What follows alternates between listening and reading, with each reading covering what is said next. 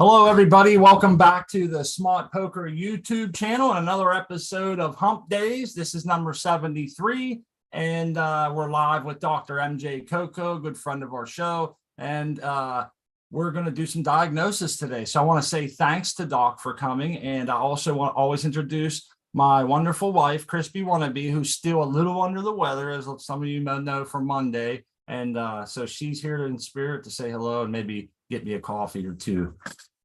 Yeah, I'll be here in the background, folks. Thank you. And grow love to everybody. Thanks, Doc, for coming on. And thank you for this fresh coffee, by the way. And this should be a fun time. It should be. I mean, it's a fun time for something I wish we didn't have to do. But anyhow, greetings, Doc. Thanks for showing up, buddy. Absolutely. Thanks for having me, Smart. Always excited to be on the Humpdazed and Confused show. I really hope that Crispy Wannabe starts feeling better. So rest up and take care of yourself, Crispy. Thank you. Thank you. I've been packing in the vitamin C, so I do feel a lot better. I am getting better. It just I never get sick, and thank God, I knock on wood. But I'm a big baby when I do, because it happens so rarely. Poor Smart has been waiting on me hand and foot, and I'm out of bed today, so that's a plus, and I'm grateful for it. It's been the wood burner on 100 degrees, man, to keep her nice. And I'm sitting here thinking, woo. But yeah, it's good. I'm glad she's up and around. Hey, Doc, I figured while a few people trickle in here, you had an interesting phone call today. Is there any way we can talk about a little bit of that? Because I got a few questions. Sure. Yeah. I talked to a big lettuce farmer doing indoor vertical farming. And wanted to talk to me a bit about lighting. So absolutely. What do you have? What kind of questions you got? Well, I figured, like I said, while people trickle in, I can dig at it a little bit. I know I'm wondering, is there different densities? I think there is. Is spectral difference there? Yeah. I know we had talked about, I thought that's some of the stuff we talked about, and that might be some of the interesting things. Yeah. So when you're growing lettuce, you don't want your plants to bolt. Lettuce goes through a very similar sort of phase shift in its life, a reproductive phase shift that cannabis does. The difference is when you're growing cannabis, you're harvesting flowers that are the reproductive organs. So you want to push your plants through that phase shift and then, encourage the development of the flowers or fruits. So there's like tomatoes do a similar thing. Lettuce, though, we're not trying to harvest the seeds or the flowers or the fruit. You're trying to harvest the leaves. So you want to keep your plant in vegetative growth. You want to prevent it from bolting. Basically, bolting is bad for when you're growing lettuce. Right. And boy, what a flip, right? Like of all the stuff we're used to talking about, this is like some of the stuff is flipped, like you don't want a healthy bolt. You want to really retard that, You want to prevent the bolt, right? Yeah. And you want to keep it in a vegetative state during during its life, giving it the right amount of light. But since you're growing for vegetative growth plants, and this is sort of true for plants, not just cannabis or lettuce, but the presence of, during vegetative growth, in the presence of a lot of red light, that'll lead to cell elongation, and blue light leads to more compact cell development. When you're growing flower, but that's only really during vegetative growth, because then plants stop basically growing like that, and they're not going to have elongated or squatter cells. They're not really growing cells in the same way anymore.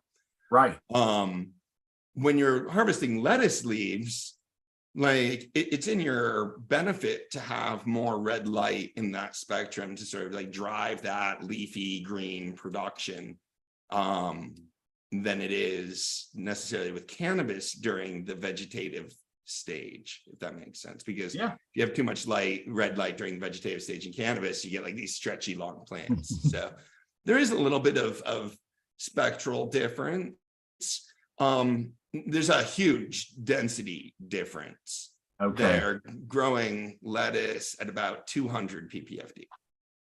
Wow, 200. So I guess, man, we really could blow this into a whole 2 hours, couldn't we? So the CO2, if you added CO2 to that, is the juice where it says squeeze there? And that was going to be down the road. I'm going to ask you is like, lettuce is not a high value cash crop. How are they making this work, man? You know, how do you make a good profit, feed your family, have good employees and all the protocols? Most of the farms that do this make contracts with local high-end restaurants to provide them fresh harvested greens for like salads and stuff like that. So the vertical farms that have been successful, at least I will say, have cultivated those relationships with high-end restaurants where they can provide sort of a value-added crop to a customer that has the flexibility to pay for it. Is wow. You and I have talked a little bit about this. Yeah. Freshly harvested vegetables from next door or your own garden are simply better tasting than vegetables that were picked 2 weeks ago in northern Mexico. Right. And you know, flown partway on a plane maybe, or just trucked to you, and then sat on the grocery shelf and all these things. And during that process is where the plant is, where the vegetable or the fruit or the lettuce is ripening, as opposed to, you know, picked that day and brought directly to you. So that's how a lot of the vertical farm operations have made their value added niche and be able to sell their product at a premium price. Consumers, nutrient density too, right? Like the nutrient density in crops that are left on the vine until the last minute, from my understanding. Exactly. Obviously that's what, you know, and I think that might have something to do with their taste. Wouldn't you agree? Absolutely. That's almost what we're tasting. Right. Yeah. It makes you feel better too, eating your own shit, don't it? Like you kind of know that it's a little better for you. Well, eating your own shit, but just eating freshly harvested stuff in general. Like the vertical farms, they're not growing it themselves, but the high-end restaurants find that it's sort of a value add to be able to offer that to their customers. Right.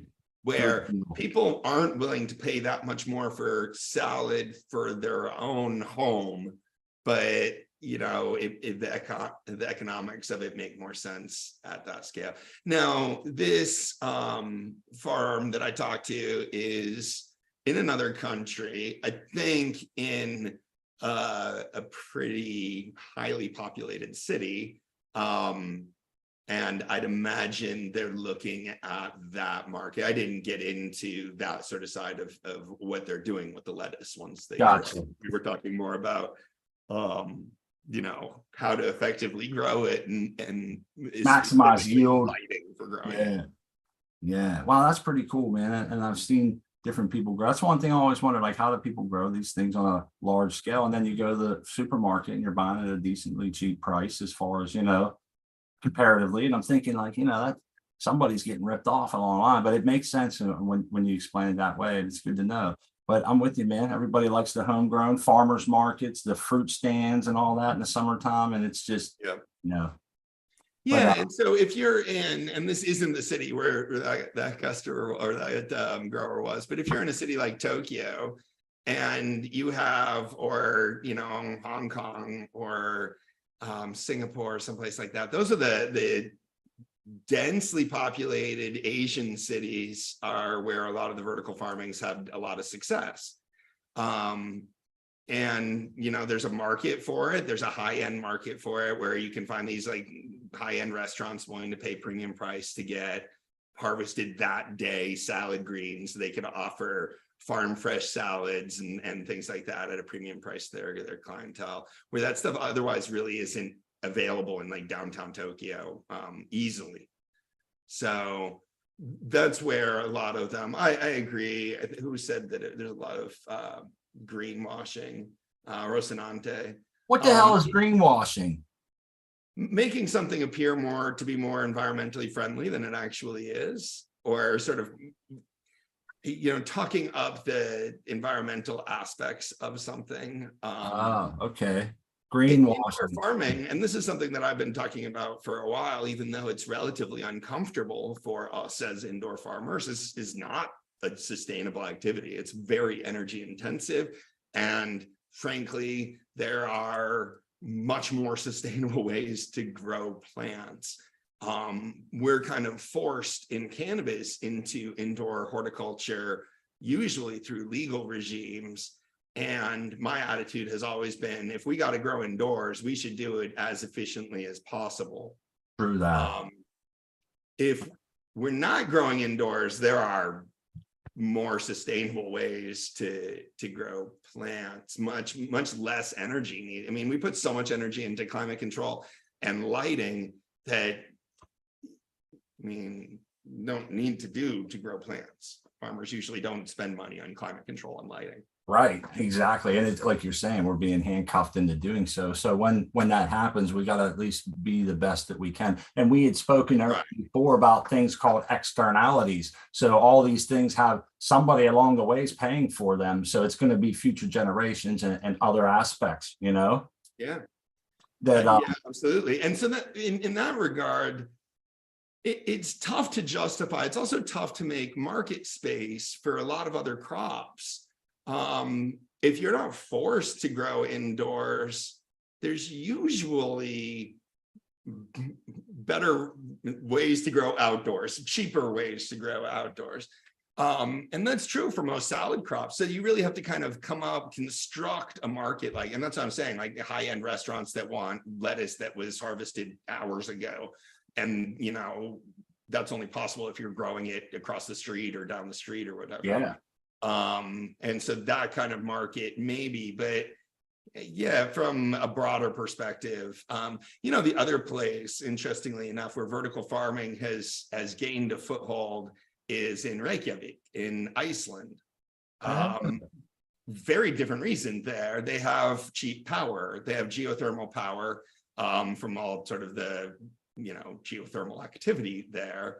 Right. It's also a reason like a lot of, you know, cryptocurrency operations go to Iceland and stuff because they can just have a lot of cheap power. So they also don't have a great growing season in Iceland. Yeah, it doesn't seem like they would. Yeah. So that kind of makes, and you can imagine the shipping costs to bring, you know, lettuce in from someplace where the climate is appropriate to grow lettuce. So that may make sense, and I can sort of understand the argument for vertical farming there. The other thing that I'd say about this that I usually do is cannabis farmers, us, we're supporting innovation in indoor horticulture across the board.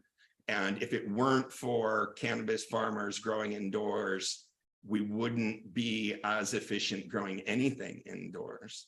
And to the extent that there are some places where we need to grow things indoors. So like, you know, like the Antarctic Research Station or on the space station, they grow indoor hydroponic. Yeah. And they benefit from the product development that's really been supported by cannabis agriculture. Cannabis horticulture.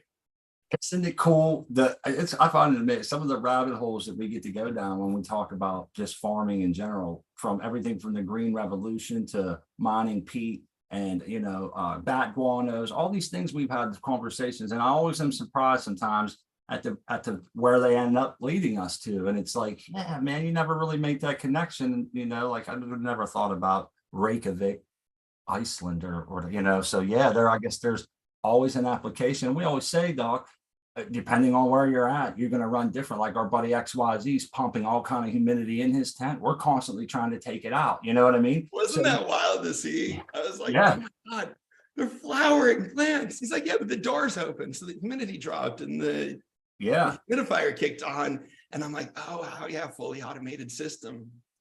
He was down to 33%. So that's even low in flower, you know? And so he's like, it's got to come back up, man. And I'm thinking, it feels wrong. And then it's like, cause I've mentioned that before. I'm like, dude, it doesn't feel right to see all those buds and all that moisture just ripping out of the corner. But yeah, I guess, you know, when it comes down to it, that's what he needs. It just doesn't seem right for me in my situation. So anyhow, I see that we got about 40 some people trickled in here. And I know a lot of people are, you know, curious of what's going on and what we're going to talk about today. So I figure it's all right. Yeah, this was all just the warm up, right? This wasn't actually like this. Yeah, that was just us letting people come in and talking about some interesting farm related subjects. I find all that shit very interesting, you know?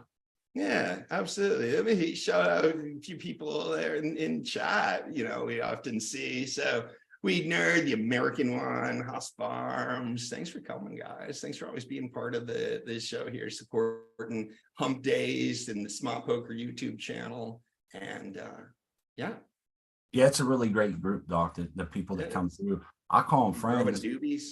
Yeah, I talk to these people so much, and it's awesome. They know a lot about us, and that's one thing our show is transparency in our grows, and our failures, our successes, and everybody likes to come on when they have a big busting ass flower and plant and say, look at me, look how good I did. And we all feel, and rightfully so, we get a sense of pride from that, but very rarely, nobody likes to feel what we're feeling today, which is problems that I really can't diagnose. And I'm sure that, everybody's going to have an opinion and stuff. And I'm just trying to figure out, I wanted to point this out, Doc.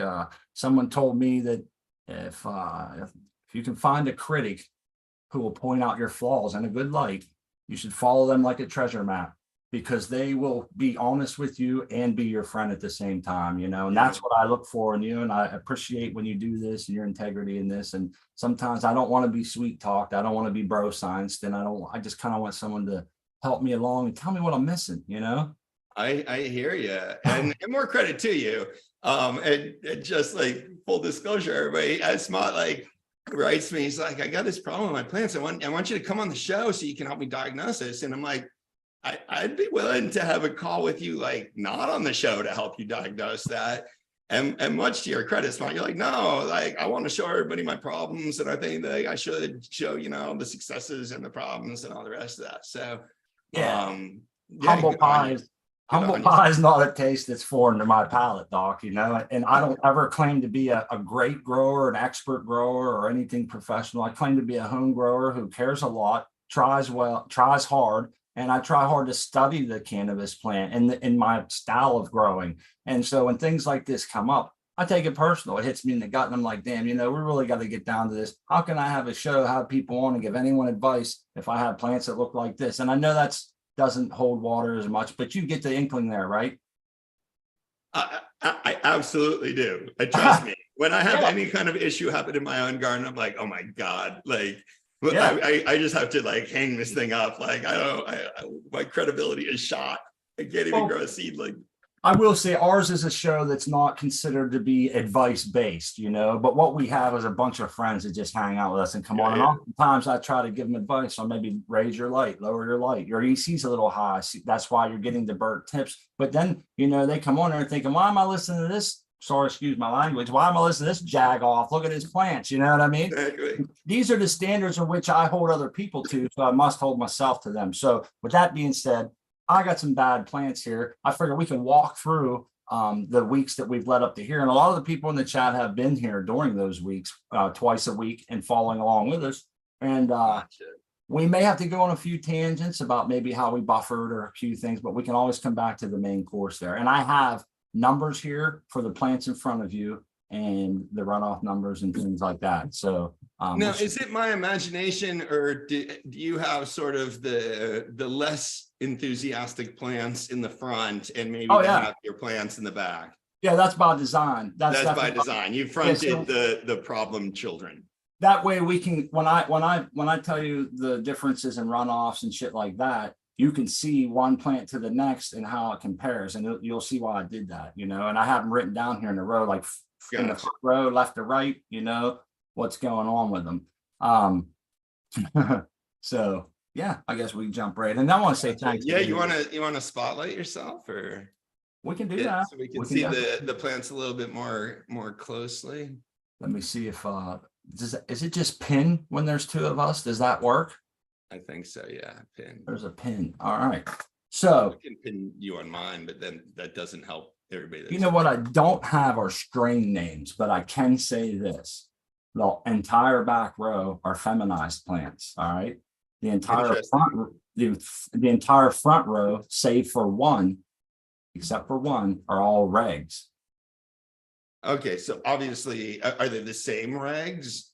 No, they're all different. It's just that, and I know that doesn't really probably mean much. It just happens to be an odd thing that I noticed. I'm thinking, damn, check this out, you know? They're all different? Well, no, they're all right. So in the back, we have 2 lava cakes that are feminized. We have, I think, 2 purple ties that are feminized, and we have 1 other plant. Then in the front here, we have, I think there's 2 of OC Growers plants that he sent us, 1 NERC V2, 1 of Chef OMJ's. Those are all regulars. I should have wrote down the names, but some of them have There's long 2 more plants. I got 2 OC Grower, 1 NERC, 1 Chef OMG, and I see 6. Yeah, what am I missing, Dave, in the front? And those here? are all bag seeds or herm Go take a picture of the board for bag me, seeds, please. maybe mean. I don't mean bag seeds, but are those intentional breeding projects, or were those sort of? Those were intentional breeding projects. They were, all right, she's, hold 1 second. NERC, grease monkey. There we go. There's some grease monkeys up there in the front too. Are they in the front or the back? And then there's Growers, you want the back or purple tie lava cake Stacy? We have 1 Stacy in the back. See, I totally messed. 1 Stacy in the back is a reg. I'm sorry. That's Tal. That's my man Tal. I'm so glad his plant's doing good, Doc MJ. And I feel so bad for the other 2 guys that I'm trying to represent well, you know, but Stacy's in there, man. She's all the way in the back left there. And then but anyhow. So let me ask you this. I sort of see potentially different things. And just based on visual, this one that's in the front there, and it keeps flipping to me. I don't know if this is like the wrong thing. Maybe we're not on the right setting. We might have it on speaker. Hold on a second here. Let's do gallery. I think it's going to show us like this, but on the screen, I think it'll show me as pinned. You know what I mean? I pinned you on my screen, but then I see the YouTube screen sort of like flashing back and forth in the background. All right, there we go. Oh, there. I'm behind. So of There's course, this weird to me, delay. the front ones have obviously something crushing their root system, making them unhappy. And the back ones, they all have roots coming Yeah, out. the bottom. so you're right. We're in agreement here. This looks on most plants like it's a root issue. Is that what you're thinking? Oh yeah, yep. And so one thing I wanted to mention, that all these plants, they all came from the same exact batch of cocoa, 1 5-kilo block that we recently buffered, and some of them are doing great, and we'll get into that. But anyhow, we buffered that. Did the healthy ones show any sort of mild signs of issues, or did they just stay happy the whole time? I think they may have shown a little bit, but they never got spots or nothing. Like you can see that big one in the back right actually has some curled down leaves right now. And, yeah. You know what I mean? So none of them are actually doing the greatest. There's one back there that's praying a little bit. Yeah. Okay. But so what we have here, I got the list now. The front row here, we have NERC, 2 grease monkeys, and 2 from our buddy OC. And then we have the NERC irregular. the NERC. No, the NERC's feminized. It's a NERC V2. I remember I said save for 1. So the NERC V2 is feminized. The rest of them are regulars. Now on the back row, we have a Stacy, 2 lava cakes. It's random. So Yeah. I don't think it's just going to be strain related. No. Yeah. I felt like that was pretty much clear issue from the beginning for me, that because there are very few things that have individuality with these plants. They've gotten all the same cocoa, same exact water inflow, same exact light densities, same pot up schedule, same batch of cocoa, Right. same environmental pressures. Talk to me about the transplant history. I'm thinking we got to look at what may have physically hurt the roots. That's what we were kind of indicated to as well. But okay, so what we did, we started all these plants here on the show, you know, put them in those rapid rooters and got them all up. They were doing great. Boom, we put them right into the solo cups. They kept doing great. We had Farmer Freeman come on. We took tests, you know, everything was cruising right along. And then right when we were about to pod up to the next round, 2 of OC growers started looking a little peaked, right? And so we went ahead and Interesting. While they were still in the solo. while they were still in the solo cups, all right. And Which 2 are those? Are those the 2 in the front center? no, those 2 are no longer in the 10 actually. No, they These got these ones here. included. Yeah, these because they were these 2 here were the ones that are still in there came down the pike a little later and got sick, and it was a quick turnaround, Doc. You know, and I had some inclinations. There's one of them right there. It's finally starting to come back, but you can see the size difference between the plants in the back. It timed out for a week. Oh yeah, and there's the other one right there, cooked in there. Okay, let's put that one back on. That one and the 2 that are in the middle in the front are sort of the classic case of significant root damage to the plant that leads to that miniaturization. So here's what we got going on with that now. Yeah.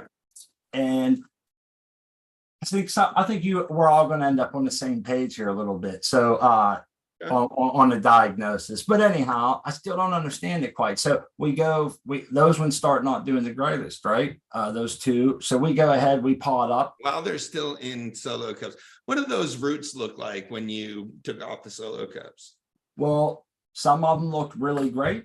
Some of them weren't all that very, how do I want to say it? They weren't as colonized as the other, you know, and none of them looked to be slimy or stinky or anything. Now, I think some of them might have had a little bit of discoloration from the fresh cocoa, maybe staining the roots a little bit or whatever, but they still had the hairs there and stuff. There was nothing that looked rotten or anything wild to me. I don't think, and I wore gloves during the pod up, Doc. My wife was there because it was a big production. We had to change tags over for the names and change tags over for the sex test, all while doing the pod ups one by one and putting them back in the tent and recording everything, you know. And so we had like a little assembly line going, and my wife can tell you that it went really swell. None of the root balls broke. None of them, at least not to my knowledge. I flipped them out normally, popped them right in there. Nothing fell apart. It went so swimmingly smooth. They all went right back in the tent. How long ago was this now? This is like a week ago. This would have been about a week ago. Yeah, because what's today? Wednesday. Today's they're 21 days old. Tonight we dropped them at like 8 p.m., which a half hour makes them 21 days old. From imbibition. We scuffed them and dropped them here on the Wednesday show. Perfect.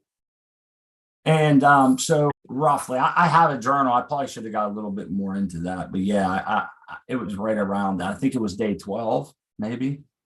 Or something like that. And some of them I thought were right on at the time, and some of them I was thinking, this could go another day or 2, but nothing really fell apart. They didn't look sickly at that point or anything. We're at the point where it's helpful, and I think I'm glad I remember this because I think this is often helpful when you're dealing with diagnosing a plant issue, where you should step back and be like, okay, is our goal to figure out exactly what happened? Or is our goal to figure out what to do about it going forward? I think that's what I want to ask you. I mean, and obviously you may be concerned with both, but we can sometimes lose sight of like, what are we supposed to just do about this? Because I think we already know that.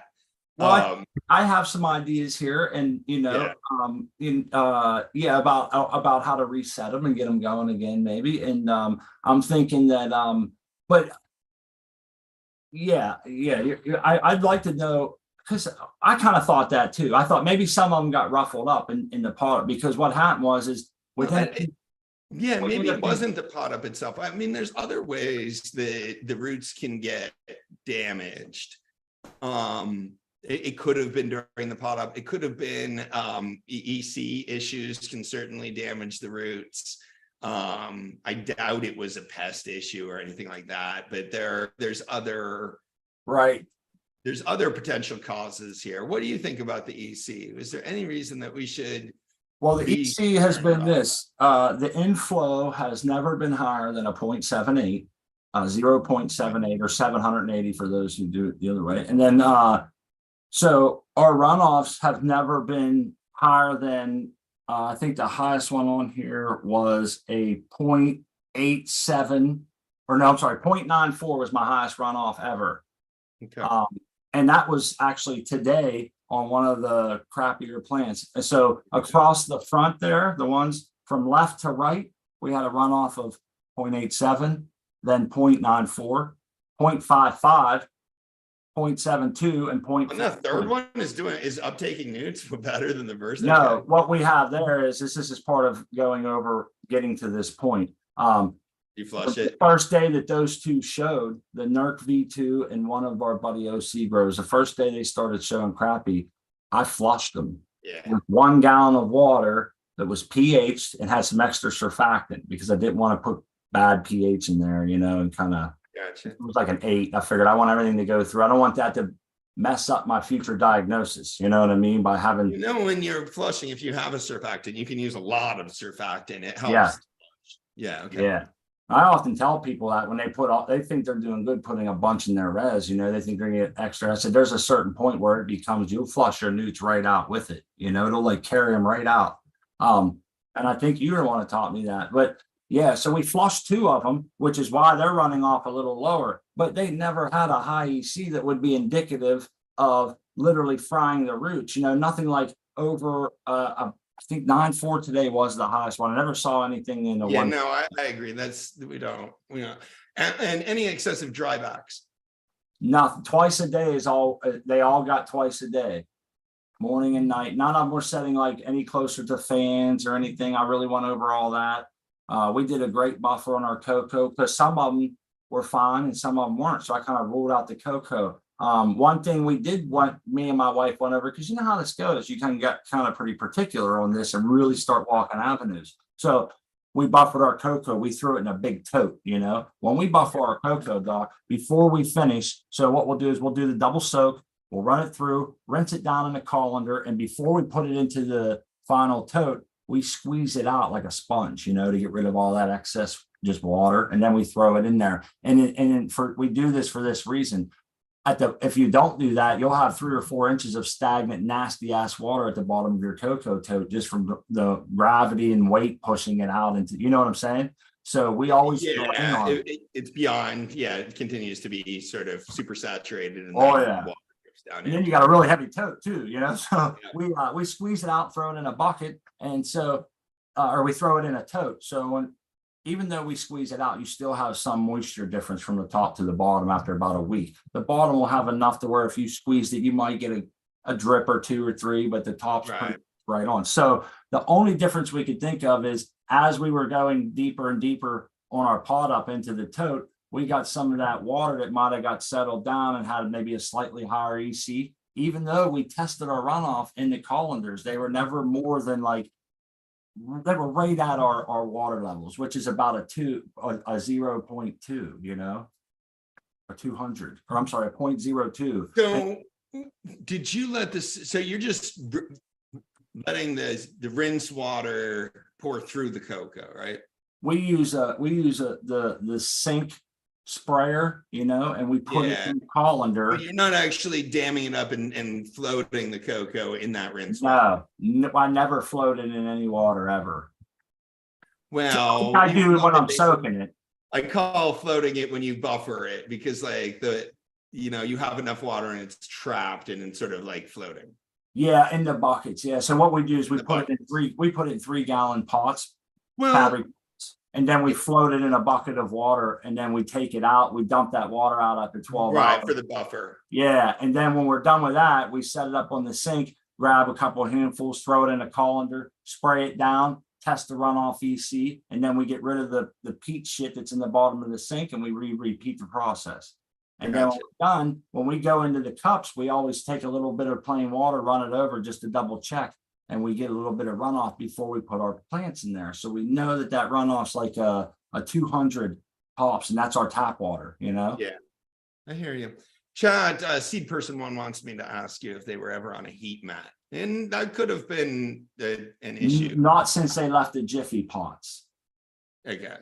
Which would have been way before any issues. I want to go back to when Our parameters have been 80 and 60s for as much as I could. That's been our targets, 80 degrees Fahrenheit, 60% humidity. I've deviated probably 4 or 5 degrees up and down, and I've deviated probably 4 or 5% in humidity, but none of those would be indicative of what you see on your screen. Yeah, that's not it. That's not it. Heat could have damaged the roots, but I think that's Yeah, I did something wrong. My answers aren't me being defensive or trying to no, shoot. I'm just I wanna, dismissing that as a possibility because you have the right answer, basically. So I'm that's trying not to it, figure it right? out. Yeah, I don't want any, because I appreciate everybody coming on. This is great shit. This is exactly what we wanted. Many hands for light make for light work, and many heads make for light thinking. So I've been really pouring over this, and you know, I want these plants to do good. I'll nurse them back to health. I have no doubt about that we'll be able to save them. At least I hope so. I better eat crow, have to eat crow on that too. But I think we could save them. But I think 1/10 is going to be about 2 weeks behind the other now, you know. Okay, you're gonna split them, right? I'm going to split. Yep. And that'll help us with trimming and shit too. But this isn't how I wanted to achieve that separation in time. You know, I was just going to. I agree. So let's get back to my earlier question. Like, I think we've diagnosed this as a root issue. Yes. Okay. We don't know exactly what caused the root issue. In your case, I'm going to argue that that's not the important part of our diagnosis here. You don't regularly have this problem. So I think that something may have happened that doesn't normally happen to you. We can certainly continue to think about that. But I think the more important side of this is, you know, what do you do to go forward? What's the prognosis and sort of the course of action with dealing with plants that are struggling with damaged roots? Yep. And I think we should get right into that. But I think first we should take a quick break to roll a joint. Have you tell everybody about your Patreon and some other growth sponsor stuff. Is that all right with you? That's fine with me. I need to get a joint out, man, because this is great stuff, and I'm having a blast. Even though their plants are a little sick, I appreciate you coming on. I appreciate 55 people showing up, and I really do. But yeah, you want to tell people about your Patreon? Because we had that thing the other day. It was a lot of fun, Doc. A lot of fun. Good. I had a lot of fun and I appreciate you coming on. Yeah. So I have a Patreon. I do the Ask Dr. Coco show for my Patreon subscribers every Monday night. So, and then there's an archive that's available for my Patreon subscribers there. It's $5 a month to subscribe. And it's a cool way to have sort of a small audience that I can get in, ask a lot of, you know, Q&As and answer questions. Kind of like what we're doing here today, right, Doc? I mean, you get a good chance a couple times a month to really get into what we're doing right here today. And that's pretty, when you can get that undivided attention, you know, from it really helps out. Yeah. You know, growers would always write me questions and I'd feel bad because I don't always have the time to sort of write answers back, especially sort of longer, more detailed questions that are going to require a back and forth. And yeah, so I wanted to create some way like, okay, I can do this. And if it's worth $5 a month to you, then, you know, you can show up and you can get my attention. If you have a problem, we can actually have that kind of back and forth on it. Where it's not just kind of you trying to write down everything you can possibly think about that might be relevant, you know, which is a tedious way to try to diagnose plants, to be honest with you. It is, it's tough. And when you get a group together and kind of like you at the helm, because, you know, it's like we talked about earlier, a lot of people bringing up stuff like, does he have airflow? And you're thinking like, oh yeah, so it works out great. We've gotten the chat is really a useful component of this. So chat, we appreciate you. Having that, you know, crowdsourced imagination, ask the audience type of a thing. Yeah. That absolutely helps to see things that you might be overlooking. And I think everybody that's in chat has either gotten on with their voice or gotten on and shown their grow in some way or whatever over the last, you know, 6 months or however long it's been. And it's been a lot of fun getting to know some different people, and it's a different level too, because it's more intimate and personal. It's not broadcast on YouTube. You know, yeah, I like that. No, there's something fun about a show like this, and there's a much better reach, and new people that aren't sort of already part of the community have an easier time finding these things and gaining knowledge from that. but doing the show, we do my show as a Zoom webinar, and yeah, it's private. So we can tell you the real truth, you know? Yeah. That's it. Sure. I love it. Hey, Indeed. I hope people go check it out, man. I know it means a lot to us to go there every week, and it's nice to see the new faces trickle in. It's definitely a value for your money, and I think everybody should at least come check it out and see if it's for you, right? Yeah. And I mean, I don't want to turn this just into a commercial for my Patreon, so we'll move on to other topics. But you can get a free week doing the little trial thing. You get at least get access to one episode doing that. So yeah. You can watch all the archives while you're the member for that week and see the old shows and decide if it's going to be worth it or not to keep going. But it's fun. I'm enjoying it. I kind of like the fact that it's a smaller crowd that, is more kind of invested. And yeah, it's, I often think about it like the Zoom classes that I teach at the university, but the students are much more sort of like engaged and involved and yes. No one's asking you, is this going to be on the test? That way nobody ever asked me, do I need to write this down? Is it going to be on the test? Is it going to be on the midterm? It's like, it's funny, like you mentioned before, this is something still blows my mind. College degrees are the one thing that people pay for and hope that they don't have to get or attend or whatever, that they're happy when they don't get what they pay for. Yeah, they want to miss class, but they're paying buku bucks for each class. But anyhow, but if you cancel a class as a professor, like I'd always feel bad about canceling class. The students would never feel bad, but I'd be like, but you paid for this class, and no, I'm canceling it because I'm sick or whatever. I got a conference to go to or whatever it is. And you think about that, like with the pizza, like if you ever paid for a pizza and then this person's like, I'm not going to actually deliver this pizza, you'd be like, screw you, give me my money back. Students are just like happy. Yeah. Right. Yeah. Because they're paying for most of, I mean, not all of them, but they're paying for evidence that they went to the class, not actually for the learning that they were going to accomplish during the class. That's pretty wild. And it's such a cool thing to go into those other avenues, but we promised everybody that we would go ahead and jump into the fixing these plants up, man, fixing them up.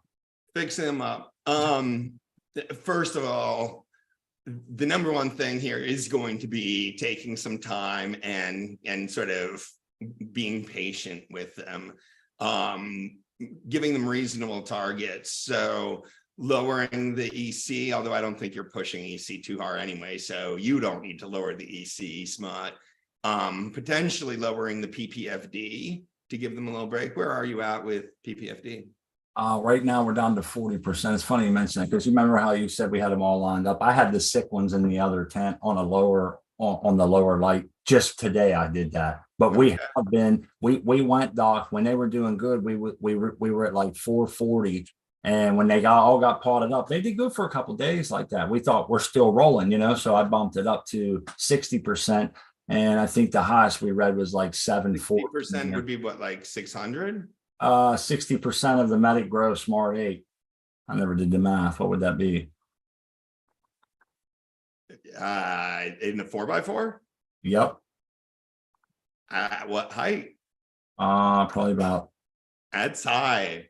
2 feet. You're definitely at 600, 700, somewhere in there. Yeah, it was about 700 and some at about 2 feet, I think it was, or roughly. Yeah. I really don't. I just kind of eyeball and stick my meter in there, and if it's good, I know where I'm at. But we got lucky. And what we do is I have it's funny, you guys will see this. I have the door unzippered. My wife's actually I'm holding the tent closed while she has her hand in there, and she's just holding the meter over her shoulder so I can read it as she looks in between the crack and moves it across the top of the canopy, because I always look down at the meter and bang into my plants and stuff when I'm trying to move around in there. And then so that's how we do it. Two-person operation. I read the numbers out loud as she just skims across real slow across the top. Yeah, I think the highest reading we got, maybe it was 720 or 740, but my wife reads the numbers when I'm testing lights. So I push the sensor around in the test area. she's got I've got the Bluetooth. So it goes to my phone, like the readout is on my phone. She's got my phone and she calls out the numbers and then I push it to the next square, basically. Yeah.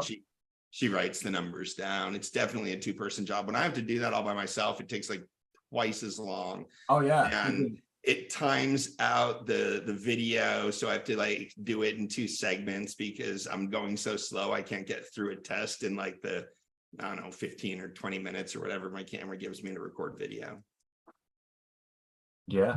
Yeah, it's definitely helpful when my wife's involved like that. And when we're having something like this, but that's how that. So anyhow, like the other day, I would say I was only on that for maybe a day or two, and then I backed it back down to 40 and kind of left it there. They're reading like 440. They're just around 500 to 440, somewhere in that range right now, I believe, the numbers we were getting. But those other ones, the sick ones were actually in much less. They were probably at like 90. I think it was, we had the 100 water on rooms. I don't know, but I think at those numbers, we're going to be about 100. It might even have been lower. I think I was a little higher than the last time I recorded 100 on it. So they were pretty much in the sick / cutting density range, according to Dr. Photon.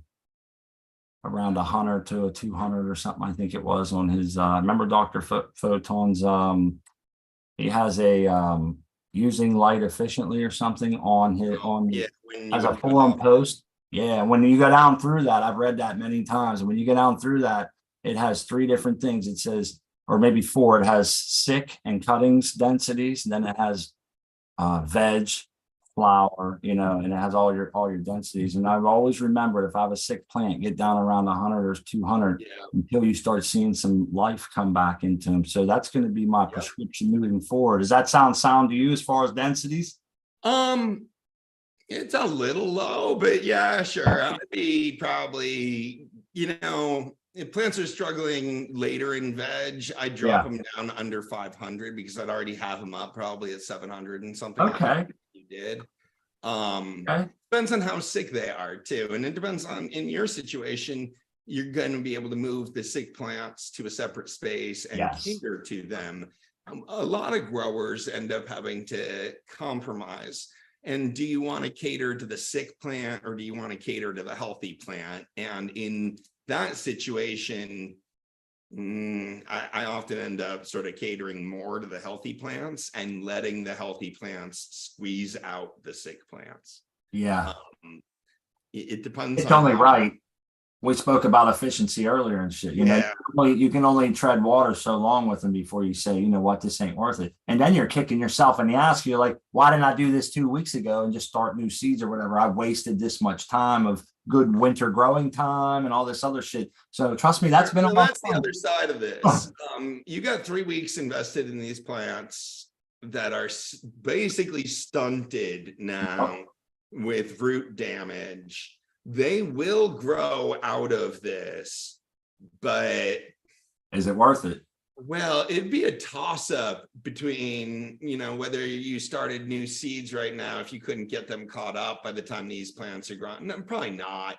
You probably are ahead of where you would be with new seeds, but you should always think about that when you run into kind of more significant root issues.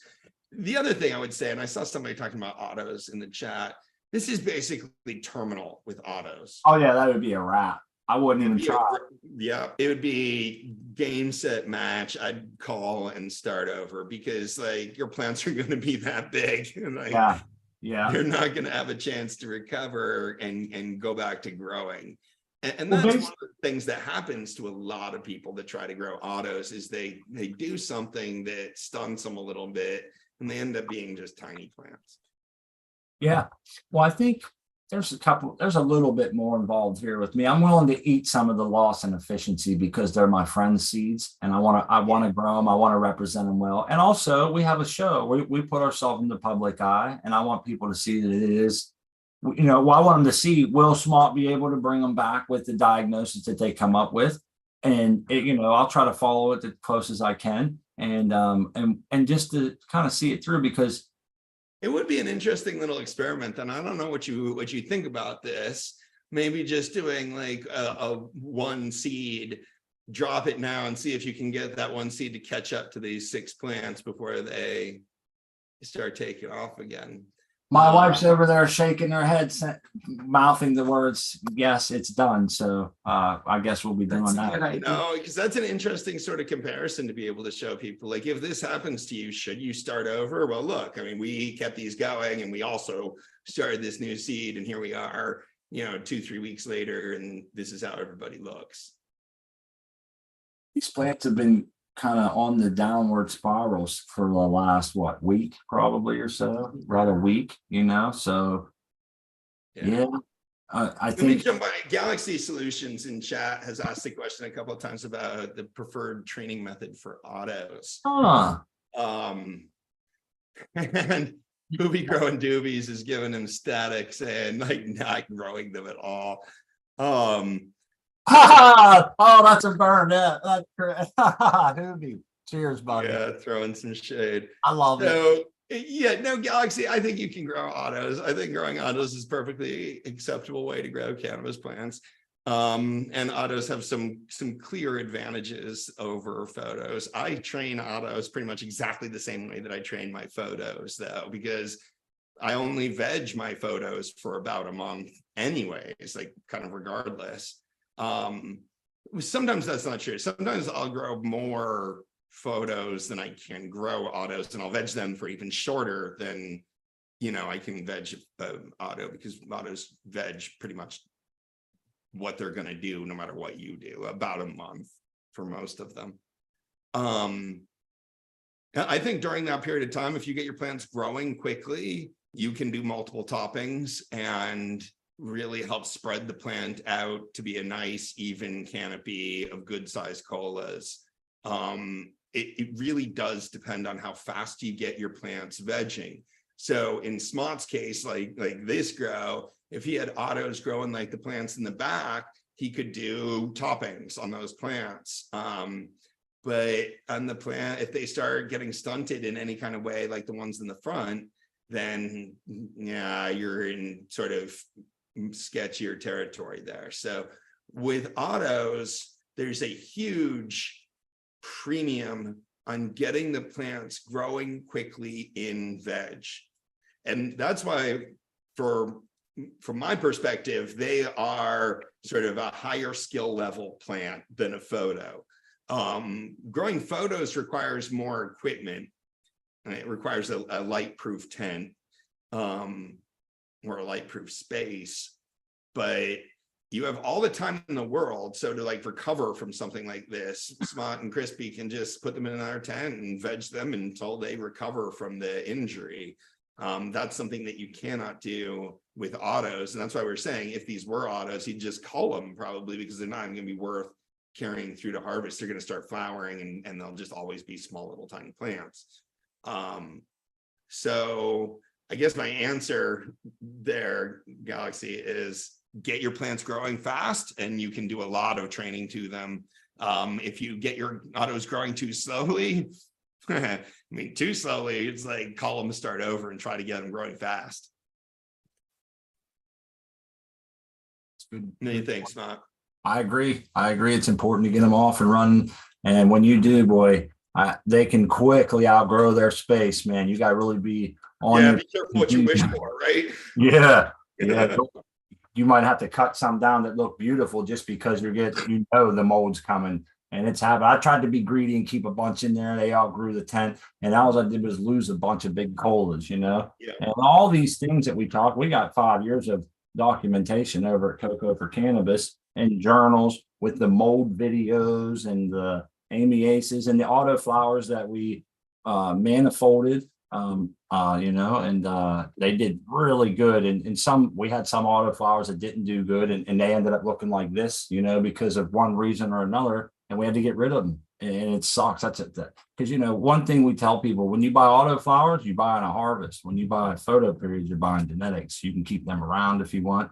You can do a lot of different things with that. But autos, you're buying a harvest. So as Doc mentioned, it's of utmost important to get them off like a rocket, boom. And because, when they flip the transition. And so, yeah, Good So advice. that's the other thing, Galaxy, you want to pot up. You want to do a transplant strategy with autos. I think it's really one of the most tragically wrong pieces of advice that exists in the cannabis growing community is that you should start autos in their final containers, because that's just like, I mean, it's starting with your hands handcuffed and trying to, you know, win a boxing match or something. Like, you're really stepping in a hole doing that. So start in small containers, pot up on schedule, and keep them humming. And you know, I really do believe that high frequency fertigation in cocoa is ideal for growing autos. Yeah. I think it's very important to pot up, and I maybe I'm wrong. I shouldn't look at it like this, but I tell people I think it's almost more important to pot your autos up timely. You only have a short amount of time to build a really solid root ball to support the amount of flower that you need to put that you're going to get on there. So, you know, you might be able to slip a little bit more on photos and not efficiently, but make it up on a longer veg or something. You know, and what I mean? that's why we pot up to speed plants up. Like, we do a transplant strategy to hasten the vegetative growth. And people think like, oh no, I can't afford to do transplants because that's going to slow them down. Like, no, if transplants slowed plants down, then we wouldn't do them ever. Like, the reason we do them is because it speeds plants up. It speeds autos up too. That's one of sort of, and I don't know, maybe I get sort of isolated in my own echo chamber sometimes, but I don't hear some of those myths as much as I used to a few years ago. So maybe we're spreading. Yeah, I think it's definitely swung the other way. Just like everybody's not underlit anymore because of 1,000-watt equivalent lights like we used to be. And no, some of that is also the cost of the equipment has come down. True. You know what I mean? That now growers are like, I've even changed the way I'm testing the bigger lights. I'm testing them all now in 4x4 spaces. Nobody used to buy those lights and put them in a 4x4 space because they were just way too expensive. You know, and they could cover a 5x5 space. But now a lot of growers are buying them, running them in 4x4 spaces like you with your Smart 8 there, and running them at like a max of 80%. So absolutely, growers are able to afford enough lighting, I think, now.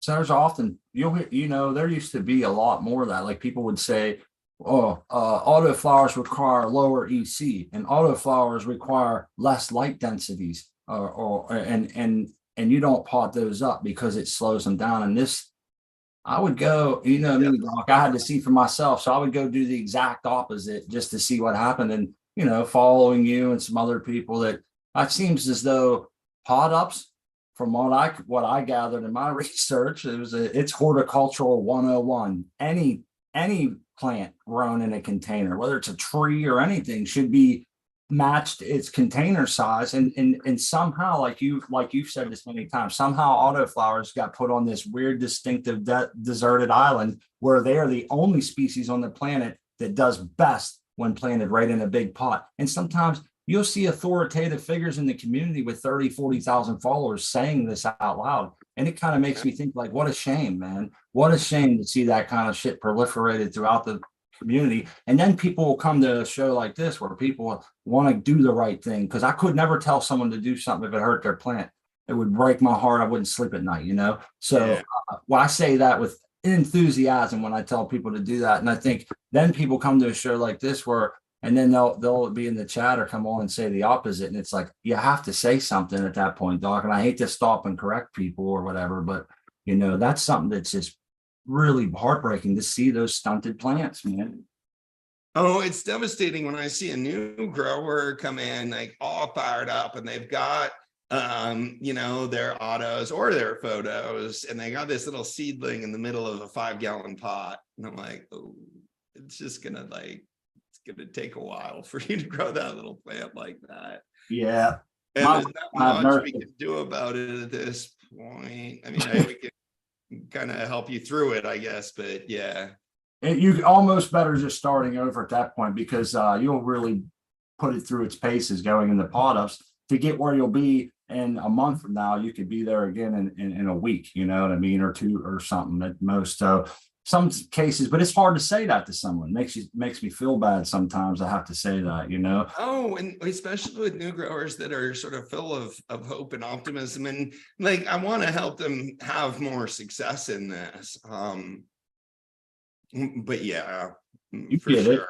There's sometimes it's not easy to wade through that shit. Like, should I say saying, should I not? And then, like I said, that's one reason why we're here today, to see what's Yeah. going on with these plants, you know. So I think we got part of the prescription down here, which was lower light densities, keep the EC kind of low. And I wanted to go a little bit further in that if we can, then maybe we can swing back around to some autos or any other stuff in the chat there. We're at the top of the hour. I want to say cheers to the chat. 55 people, considering all friends. Everybody has a rent. You could share your links and to your channels and different things. And everybody always shares righteous stuff, man. Never anything crazy. We've been a lucky show, so we like to give everybody that opportunity. And it's everybody's involved, and collaboration is the key here. And it's so cool to see that our community polices itself very quickly. You know, Yeah. anybody gets crazy and it's like, boom, you don't have to think of anything. And I love that. And it's Community values. yes. It depends on establishing good community values and getting people to buy into that so that everybody kind of agrees. And yeah, value of like spirit of collaboration, right? We're all That's going it. to help each other. Yeah. Yeah, man, it's good stuff. So Absolutely. when I'm fertigating these plants, should I, this is what I'm thinking. I want to add in a little bit of H2O2, one, in case there is a possibility of a possible pathogen around the roots, or maybe they're not so happy, or, you know, because they've stopped transpiring, you know, are they really kind of sitting in some saturation there? You know, it just, I feel it's good to put a little H2O2, maybe get a little extra oxygen, get a kick, some defibrillation paddle there a little bit to them, man, you know. Yeah. Let's think about the things that we decided that it's root damage. Yes. And let's think about the things that could have caused the root damage. And we want to kind of attend to the various things. Like you said, it could be a bacterial infection. And so adding a little bit of H2O2, I don't think it is, but I don't sure, either. that's not a bad idea. We should also, you know, it could be salts in the media, a spike in EC. So flushing the media, which it sounds like you've already done, is often a good sort of initial step in this. Make sure that they're not being exposed to something there that's causing the damage. Being aware that transplants are often what could have caused damage. All our talk about potting up notwithstanding, like you can't, you can't do it poorly. Yeah, don't Yeah. do what I do, man. No, we have plenty of pot up videos on our YouTube channel and over at Coco for King, where they went swimmingly, and you know they're not all going to be great, man. But Right. what is it? So Maybe if something happened, then that's just going to require time, Yeah. you know, and just being gentle with the plant. Heat could have done it, you know, electrical conductivity, bacteria, dryness in a media like cocoa, excessive dryness, even without excessive salinity, could cause root damage. And then, you know, how to go forward, keeping good conditions for the roots. So we talked about lowering the light because we want to kind of take some of the pressure off the plants. When you lower the light in a situation like that, basically just think about it like you're taking your foot off the gas pedal of your car, you know. You're not pushing it quite as hard anymore, and you're going to give them a chance to recover. Lowering the EC is helpful. You know, the plant's not going to have a lot of roots. Theoretically, it could have lost a lot of its roots, and it has a smaller sort of network of roots. So you want to take it easy on the roots, keeping the EC consistent and relatively low. High frequency fertigation is called for in a situation like this. So we don't want to let the media, especially cocoa, dry out at all. We want to keep good oxygenated water, kind of fresh water flowing into that. So keep up the fertigation at a lower EC. Climate, you want to lower your VPD so that the plants don't have to transpire as much water, because again, they don't have as much roots. So lowering VPD is either lowering temperature or increasing relative humidity or both. And We can achieve that. That's very achievable, especially at this time of year in our situation. So lucky for us, I Yep. can get the temperature down a little bit and I can easily raise the humidity. That's never a problem there. yeah, so when plants like that, early veg plants like that are struggling with root issues, I'd be running at like 0.8 or so VPD. Okay, that's right at like basically baby stage, right? Uh, Seedlings can be as low as 0.5, 0.6. Okay, okay. Yeah, so that sounds right. That's a nice, easy, gentle pressure on them, Right, you're not combining it with everything else. Yeah.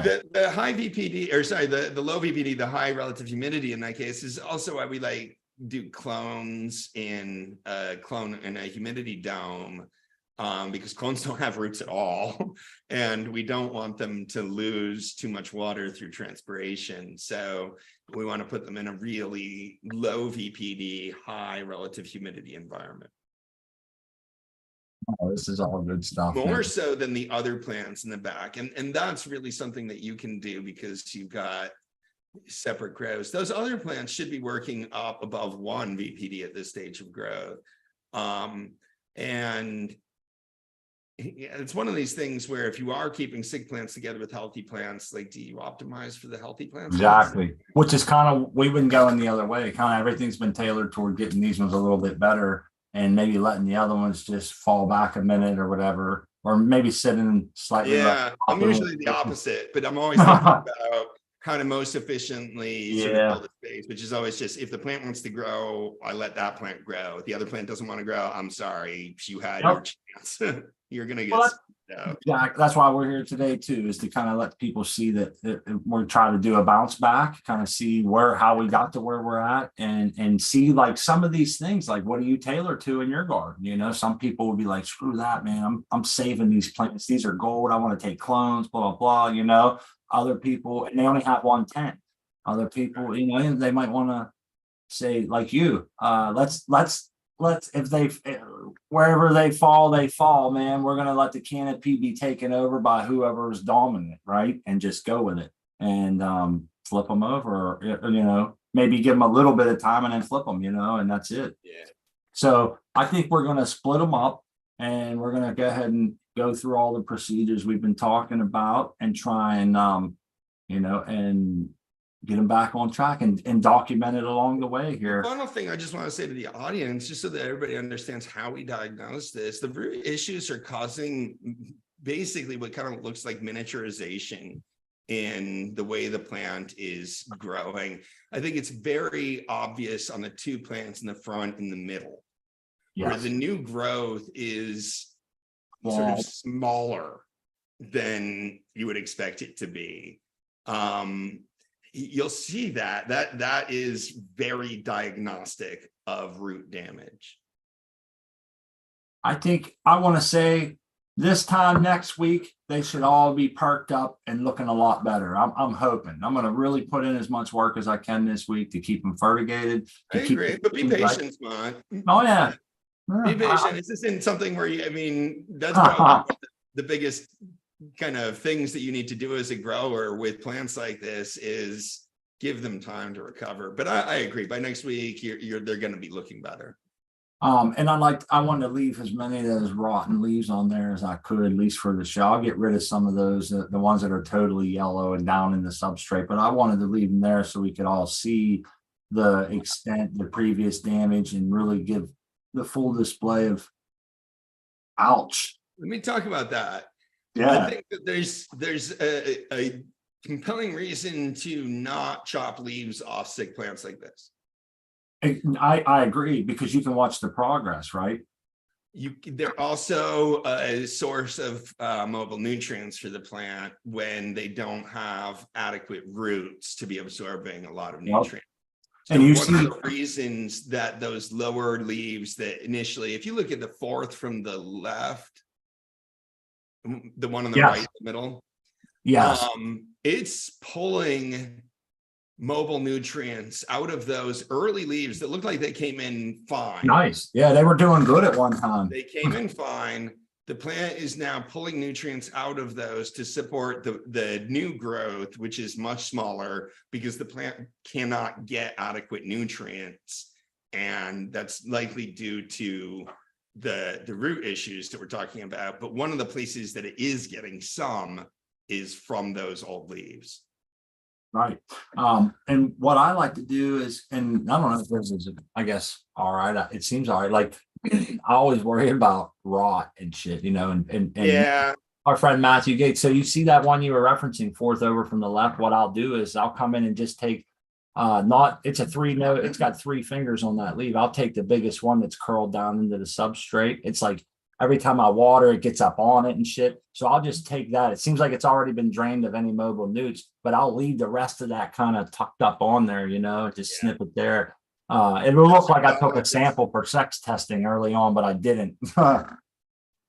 Absolutely smart. So that's something you have to balance. If the leaves are really laying in the media, that is a breeding ground for mold and other things that you don't want, and that could make the situation worse. But I'm just saying that there in plants like this, you don't want to just cut them off because they're there, because they're ugly. Let them get even uglier because the plant will pull whatever it can out of that. And those are nutrients it has access to when the roots are damaged. Right on. And I want to shout out to the chat for being so awesome, being good interjectors of topics. Our buddy, we was going to get to this. My wife and I have it written down here. The foliar sprays. Our buddy Iceni brought it up in the chat. I see the American one saying about the foliar sprays. I'm a big fan. Well, here we'll say this. Oftentimes we'll run into what we call the CalMag ripple, man, in the early on plants. No matter how great we buffer a cocoa, cross our I's to RTs, you'll see some of the earlier leaves, they'll get a ripple. They won't really discolor anything. They just get that kind of look like an eel going through the water. They have that ripple going, you know? And so I'll get the foliar spray at about between 700 and 1,000, pH it to a 6.2, little surfactant. And maybe once or twice is all they really need. They seem to grow right through it. They might do it without me doing it sometimes even. But I was going to bring this up and say, is that a good idea? Just having a CalMag spray? I think there's a little nitrogen spray provides some nitrogen to the plant, which it's probably struggling to get through the roots. So absolutely, foliar feeding is one way to help nurse plants through root damage. Love the chat, man. They're always on it, you know, and I appreciate everybody. I've seen a few comments, like someone was saying underfed. I wanted to mention to them that all these plants have received the same treatment. So, and we was at a point where we had like one purple tie doing good and one doing not so great. And it's like, oh man, you know, this is so, everything was just so random. And there was very few things giving individualities to plants, like where did this plant go wrong, and one that's been in the exact same condition. So I went through that and did the process of elimination. Like, all right, well, the individuality comes on the actual pod ups. Everyone gets its own pod up, you know. Now they all get the same water, but there's one event that is an individual to each plant. And so I agree that I think it's probably something in that, in our pod ups, maybe we pushed it a little bit too early with a few of them. I don't really think that was the case. That some of them didn't seem as well developed. I wonder if there's a relationship between the ones that weren't as well developed and the ones that are in the front of the tent now. Yeah, I'm kind of wondering that myself, and I'm just the top growth seemed to be pretty good, but I mean, some of them, the top growth seemed very comparable, even though the root mass wasn't quite the same. Even though that doesn't sound maybe logical, that's the observation that I made, you know. And I don't know why them roots weren't as developed. I was thinking this, everything's the same exact, you know. They should be, some were probably 60% better looking roots than the others, but I can't guarantee that all the ones that went in there are the ones doing bad. So that's like an equation, part of the equation that you may just not have access to that information anymore. That's not good. That's good data I wish I had, but I don't. And, you know, I try to do the best. I do agree, though, Smart, the transplant in a situation like this, it's really a suspect. I mean, I know you know what you're doing, and I hate to kind of throw you under the bus by that, but Hit me, like, dog. That's how it goes down. We all make mistakes, and we all must, yeah. integrity only seeks to replace, vanity only seeks to replace integrity. I want to make sure that people know that I did make a mistake. I'm not sitting here trying to defend everything and say nothing can be found wrong with what I did. I'm perfect. I just wanted to come on and make sure we put all of our heads together, because I think it's that too. I think it's somewhere on the pot.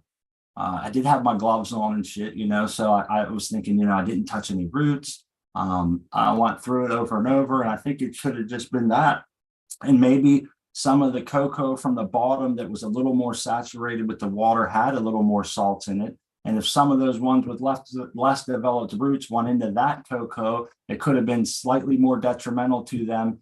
Even though I seem to get a good runoff on all my numbers, that's the one thing that perplexed me, is like I never saw high runoff, but maybe, it is what it is. There's a lot of water in that cocoa, and they could have been sucking up some of that and just kind of didn't do it. It's unlikely in high frequency fertigation like you've been practicing, but a lack of oxygen is sort of the other thing that kills roots.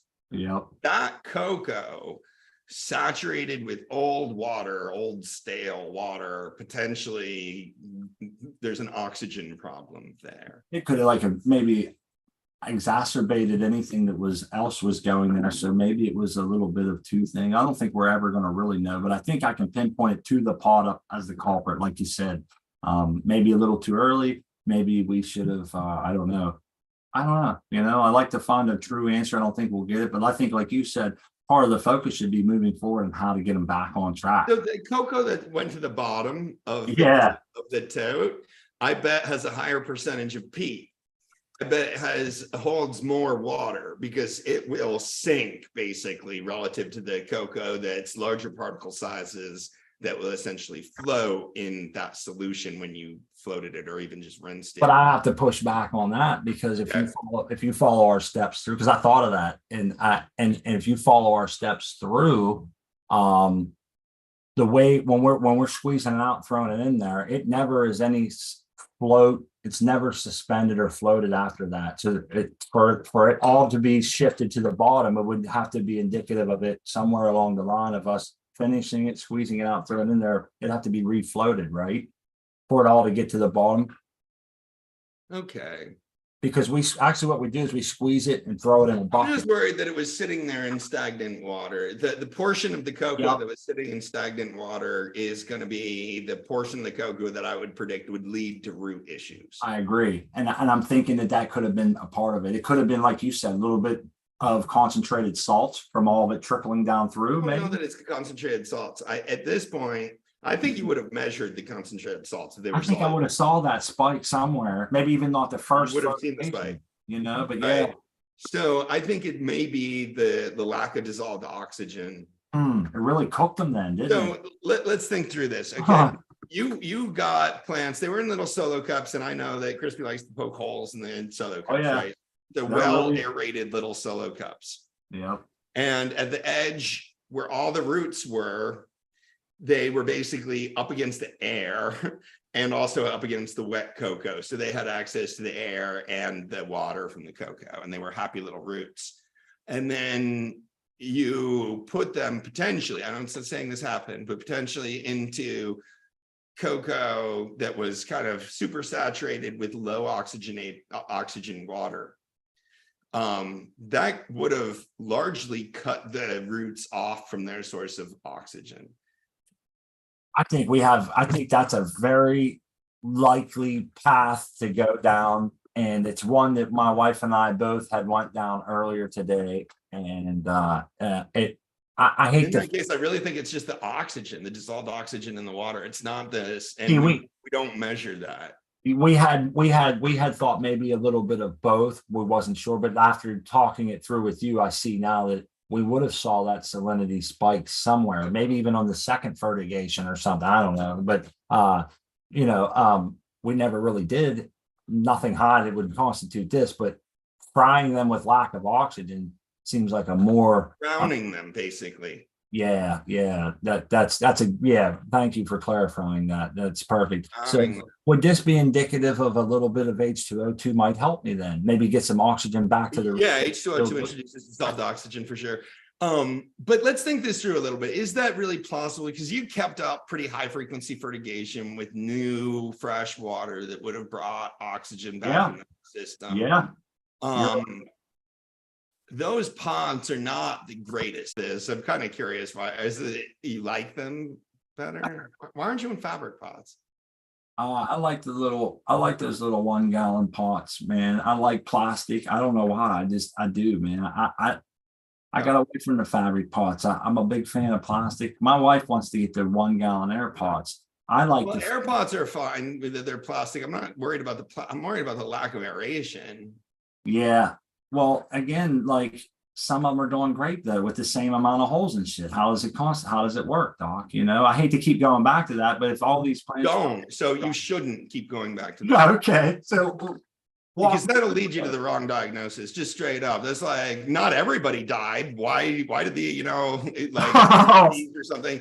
It's like, so it must not have been the disease that killed them. No, it's like the disease killed the people. Just because some people survived, it doesn't mean that it wasn't the problem or Right. that there isn't a problem there.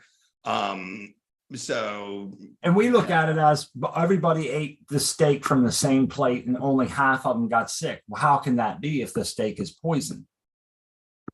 And I hate to be an asshole. Stronger guts, smart. Okay. Some people have a microbe in their gut that successfully fought off that bacteria that was introduced, and other people don't, and they got sick. But the bacteria was there in all of them. And something similar may have been the case for this. I've absolutely been in places where, if I drink the water, I'll get sick. But the people that live there can drink the water without getting sick because their bodies are accustomed to it. So issues like that, plants can be basically stronger than others. And you know this, you've seen like only one plant getting CalMag issues when they're all kind of facing the same CalMag stress. Yeah. The other plants are just able to get through that without showing you that they struggled. Some plants are going to kind of show you that they struggled a little bit more. And in a situation like this, some plants, it just may have been already strong enough or their roots were already big enough or whatever that they were able to deal with that in a way that the other plants, it sunk their battleship. Right on. And that makes perfectly good, logical sense. And this is all part of this. This is why I like hearing this from somebody who's going to challenge what I say and give me some good information behind that. And it makes me open up my thought process and and that helps you avoid it in the future, helps me work through this. Like now I know H2O2 is definitely going to help me a little bit. I was a little bit of trepidation. I'm thinking, I've always done that, but what's Doc going to think about this? The foliar spray, I wanted to ask, should I just stick with the CalMag? Is there any reason to add like say some diamond nectar, some of the humics or fulvic acids? Would that be good? Should I still keep the EC the same and just replace some of the CalMag EC allotment with that, or do I just continue to rise it up a little bit more with that? How should I walk that? My gut tells me to keep the EC at 700 roughly on my foliar. Regardless of what you can go higher than that if you want to, for sure. Especially on plants this age, when you're dealing with like young little seedlings, I'm usually at that, when they have like just their first leaves or something. But these aren't as delicate, you're thinking, so we can go. They're not quite as over 1,000. Foliar actually a higher EC than you feed. So even if you're feeding it with 700 or something, you can foliar at a higher EC than that. I always, I don't like foliar sprays, Doc. I hate spraying shit. Yeah, I'm not a big fan of it either. It seems to me like, and the saltier it is, I feel like the crunchier the shit is going to be left behind. I just have to say it. That's how I feel. So I like to go really light on that. I don't think if I'm doing things right, I shouldn't have to foliar feed. Everything should be. You're dealing with a root issue. Oh, so I think CalMag is going to be your most important sort of foliar ingredient. It has nitrogen in it to help the plants. They have access to a lot of other things through reallocation of nutrients. So there's no real need to. You can foliar feed micro if you want to, but that's even sort of further down that path of getting the plant kind of addicted to a foliar feed. Yeah. I wouldn't go that route. I would give it a little bit of CalMag and help them out. Okay. Humic acid, sure, it can help a little bit, especially with the absorption of the nitrogen and the calcium into the leaves. No problem. Surfactant in that is a good idea. Keeping the pH in the mid-6s is a good idea. Right on. I think we're all on the same page, and I got a few extra tips here about all this. That's good stuff, man. I can't wait to go in there and split them up and get busy on recovery, and documenting that and see how it goes, and hopefully they'll all make it. And I hope we're going to try to keep them all, and if some of them get a little keep them all. Yeah, that one might in those plastic pots though. Smart. Can we do Oh that? yeah, the plastic pots. So here's the other reason why I like these. Doc, I do a lot of things. I shouldn't say a lot of things. Some things I do a little bit unconventional, and sometimes I see success with them. And I think sometimes they might cause me a little problems. I'm all right with that. 50% of my gardening, 50% of my gardening is personal choice. The other 50% is trying to apply science fact. And sometimes I seem to go one way or the other a little too far, and I need to be checked. I don't think that's the problem here. I really wanted to try hard on these based on the genetics and stuff. There was no experimentation or trying to run runoff through them and save that, or anything like we've done in the past. One reason why I like the plastic pots is or hand waters. These things, they've done well for me in the past, man. We've got some banger plants out of these pots, with no issues. But I see now that maybe they are more indicative of us getting issues, even though we can do good sometimes in them. Right. So, and I think it's easier to do good. And let me say to everybody that started listening on, I think that the issue you had now, if we've diagnosed it right, if this was sort of lack of oxygen following the transplant, I think that probably wouldn't have happened in a fabric pot. At least it would have been harder to do it in a fabric pot. It would have been easier to make that kind of unhealthy condition in a plastic pot. So it's not that you can't do it. I just think it's a little bit easier. Growers often ask me that about like adding perlite too. Like, sure, you can grow in cocoa without perlite, just a little bit easier if you add perlite. Yeah. So the other part of this is we're hand waters. I can definitely dedicate twice a day to my plants, a good half hour or so to get in there. So part of this is it does help me control the dry back versus a fabric pot or an air pot a little bit. And we like to do a lot of variety and a lot of, different strains is what we can. It makes it fun and gets you good medicine. You get the best of both worlds. So hold on. Let me just make sure that I'm following you here. Okay. Is your argument that it helps you with the dry back because less water is evaporating off the edge of the pots? I feel like, yes, it seems to me like they do get runoff a little bit better or something off of these. I can control it a little more or something. I don't know what it is, but I seem to just I don't know what it is, Doc. I hear you on one level. I think you probably are able to keep the EC tighter. And since that's the thing that you're monitoring, I can understand that. But I think the DO is the thing that the dissolved oxygen is the thing that you're not monitoring. Yeah. And I think that the price you're paying in dissolved oxygen is probably not worth the benefit that you're receiving in EC consistency. That's a great freaking observation right there. I like that. Hey, Doc's calling down the thunder tonight. He's like, check this out, dude. No, I like that, man. That's good because that's something that I kind of never really thought of the trade-off, if you will, one for the other, or however you want to look at that. It's a good thing. I hadn't really thought about it either until you just said that. I'm like, okay, well, I mean, he sort of does as a point, but I don't think it's worth it. Like, that's why we have the holes on the edge of the pot, basically, is to let air get in there. And having those holes that let the air get in do let some of the water evaporate out. just so people know, like I've been using these pots for a long time. These used to be our middle pots. We'd go from solo cups to these 1 gallons, and then from these 1 gallons to the 3 gallon air pots.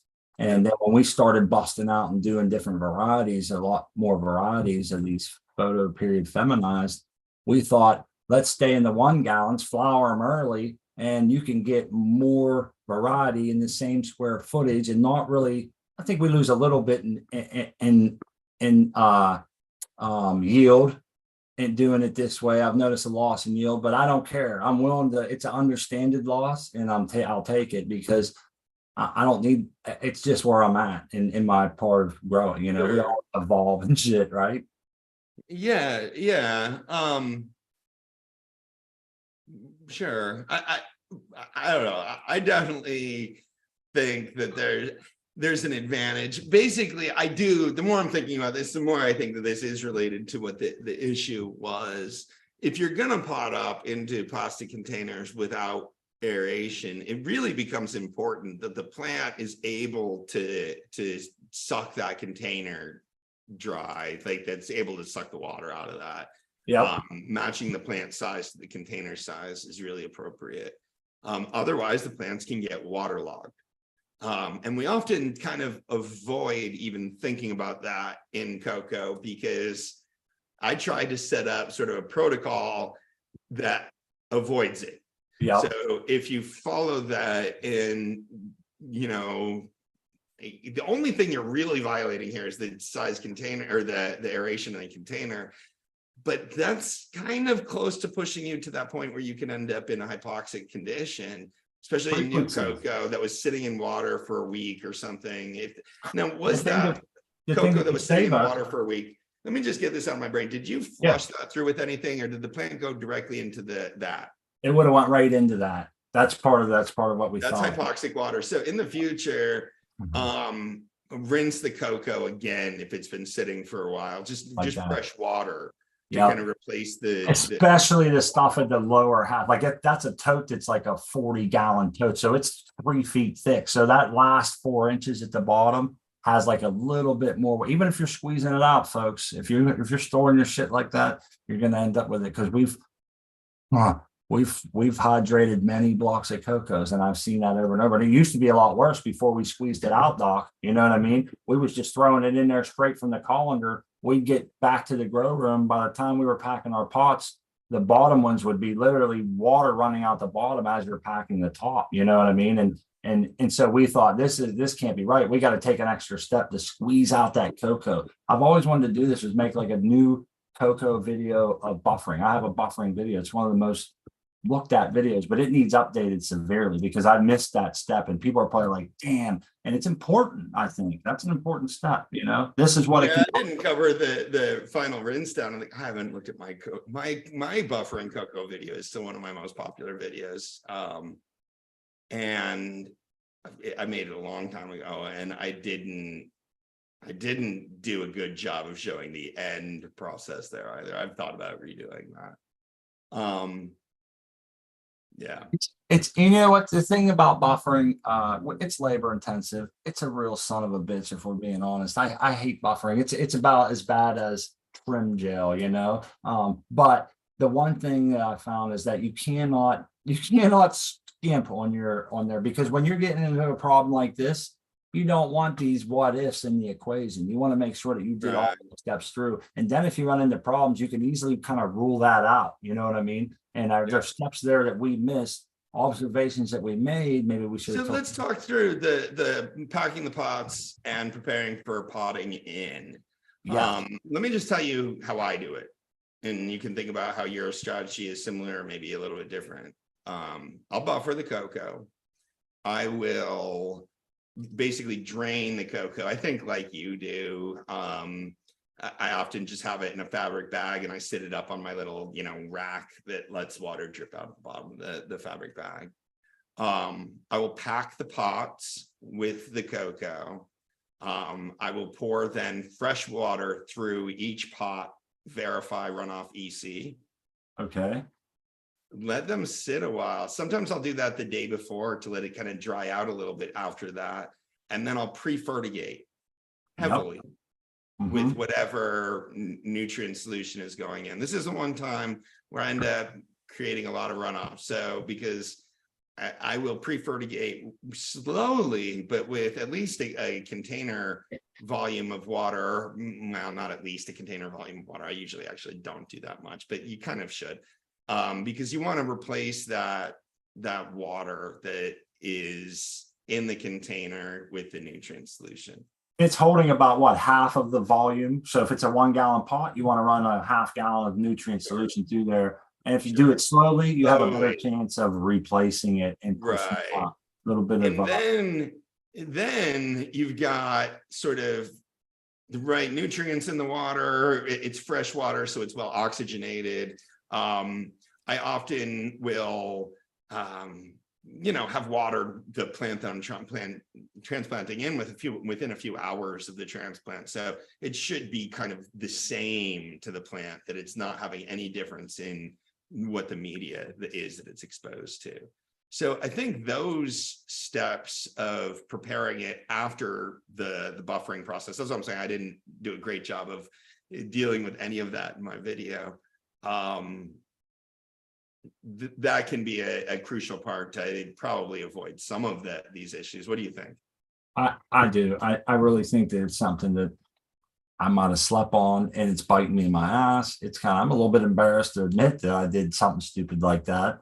And it was one of those things too, where I really was trying to focus on this grow and really get it off to a good start. And we've had a couple, like you mentioned, in these pots using this same exact method, a couple of recent grows that were really good, producing great buds. We kind of were just following those steps, and it seems like, bam, it bit me. And I'm thinking, we got to figure this out, man, what we did wrong, and also moving forward what it was. And like I said, with us having our show and everything, I wanted to make sure that people can see that the where it come from, what to do about it, and things like that, and hopefully follow through with us. What else was we going to get into? Was there a question in there I was supposed to be answering?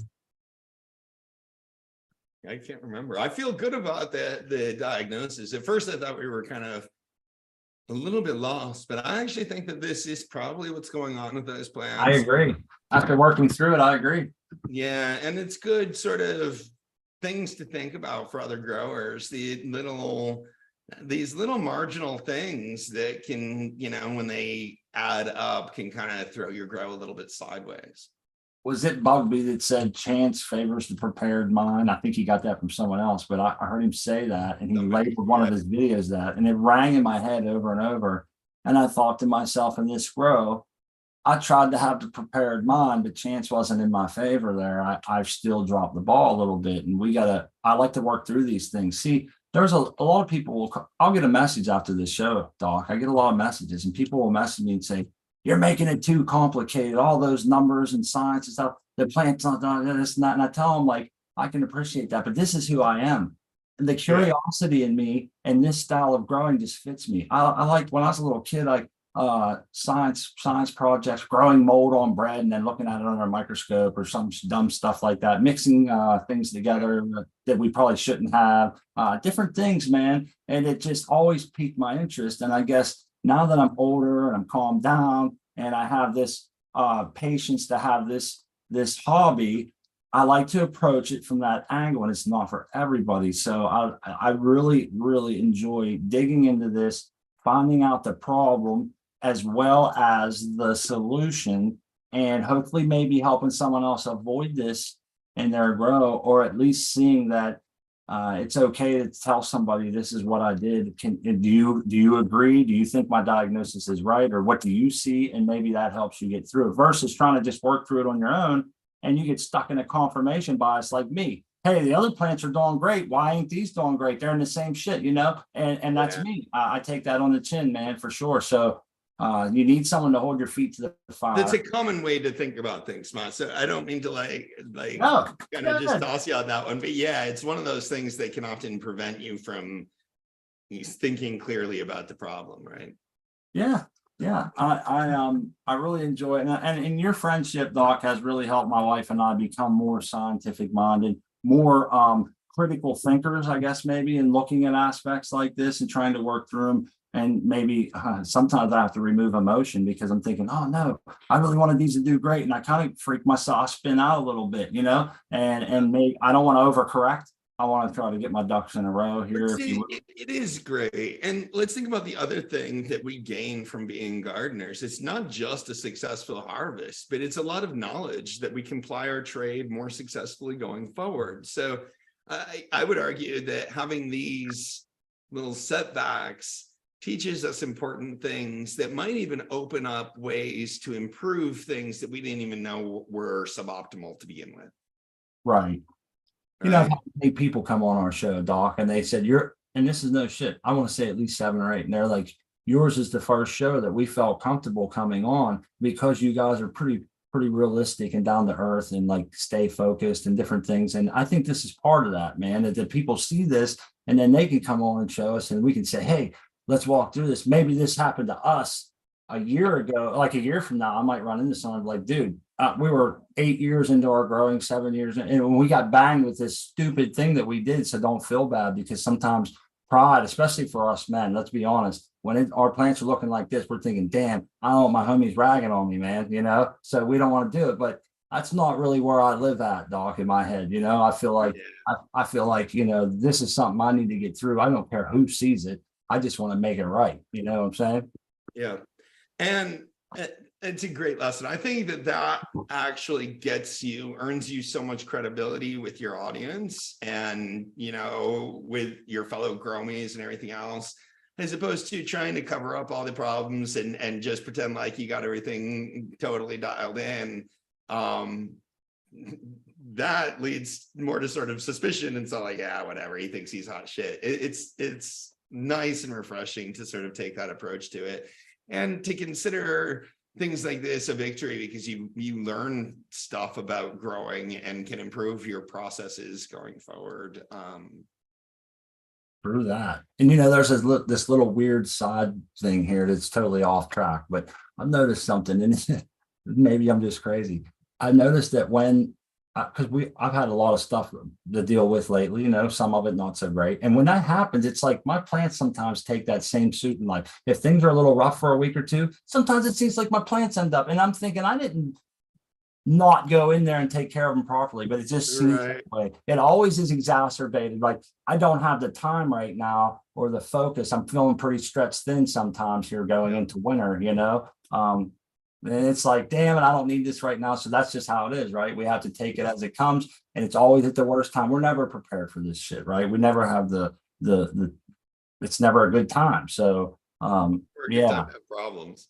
Yes, man. But I definitely agree that my plants often can reflect my mood or my sort of how my week is going as well. Or if you're distracted or whatever, right? Yeah. And, the more you get things automated and still see that happen, you're like, man, are we just like sort of vibing with the plant? How is this happening? I'm not I'm not changing anything that I do, but I think I noticed the same thing. And it may just be the color of the lenses that we see the world through sometimes. That's a good point. Yeah, exactly. Yeah, so we're down the last 15 minutes. Boy, this time goes by quick when you're talking, learning, having fun, and kind of getting into some issues that you really, like you said before, things that you actually pay attention to, that it goes by quick, It does. I agree. This felt like a pretty quick, and I think we stayed mostly like on topic, and it was an interesting topic. So yeah. Yeah, I think a lot of diagnosis is something that a lot of people go through. You see a lot of these. I think there's I don't want to say miscommunication or something, because obviously if I knew all that, I wouldn't be in the situation I'm in. But I see a lot of times like posts from people or different things that'll say, this is a whatever deficiency. And I'm thinking, I think the more important thing is why is it deficient? Because that is indicative of somebody as a new grower just wanting to put more nutrients on. All right, you're telling me that. Said that earlier in the chat. They were like, it looks like they're nutrient deficient. And I don't know that they were sort of telling you, but I almost jumped on that comment. But I was like, I mean, they may be having issues with nutrient uptake, but giving them more nutrients is sort of like exactly the wrong thing to do at this point. Yeah, I think it was you that mentioned most nutrient lineups are going to have the lineup that you need. It might not be a perfect, what one might consider a perfect nutrient element ratio, but it's going to get the job done. You're not going to see like some massive boron deficiency or something, and then you get these growers. And I think like it's more important to find out what is keeping my roots from uptaking any of this stuff, you know? Exactly. Yeah, in fertigation, in hydroponics, when you run into a nutrient deficiency, it's almost never because the nutrient just isn't present. And increasing its presence is very rarely the correct solution. The problems with nutrient deficiencies are usually in hydroponics related to uptake or lockout. And increasing the EC by giving more often exacerbates that problem, makes it worse, doesn't make it any better. Oftentimes, calcium is a great example of this. If you get the electrical conductivity of the water too high, the plant can't take up calcium, period. It can't take up calcium from high electrical conductivity water. And calcium makes water high electrical conductivity. So if you're having a CalMag deficiency, sometimes giving a little bit more CalMag is the right answer, but to a point, because if you just ramp up your EC too high, you're going to block calcium uptake. And that happens to cocoa growers who use bloom boosters. So for other reasons that they block the uptake of calcium, they often try to respond by increasing the dose of calcium. What they really need to do is lower the dose of potassium. So basically cut out the bloom booster.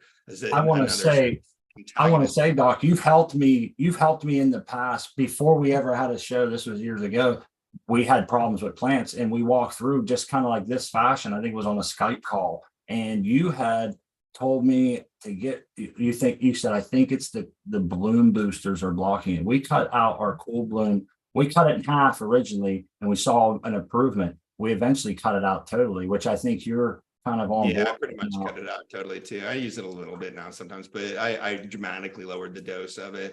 The issue there is, this sort of two things.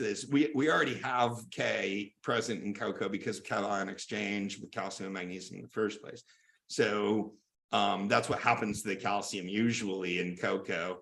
It gets taken by the cocoa and the cocoa gives back a potassium in exchange. Now, just to make clear here on the chemistry part, that potassium that's kicked off of that ion, or the potassium ion, that's an uptakeable ion to the plant now, right? It's like considered chelated or whatever that is. It can take it up.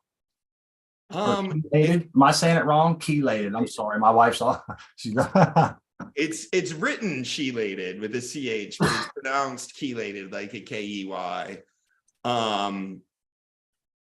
That form of it will be plant available. I don't think it's fully chelated, but it would be, I believe, chelated by organic matter that is present in fulvic acid. So you're saying we should count that, and that's why. So I want to make sure that we understand. Yes, exactly. That K becomes available to the plant, but even if it doesn't, it's present and it's antagonistic with calcium and magnesium uptake. So good point. When you get too high of a amount, too much K present, or too high of EC or whatever, these are the things. So basically, without even finishing that conversation, these are the kinds of things that lead to nutrient deficiency symptoms in hydroponics. Yep.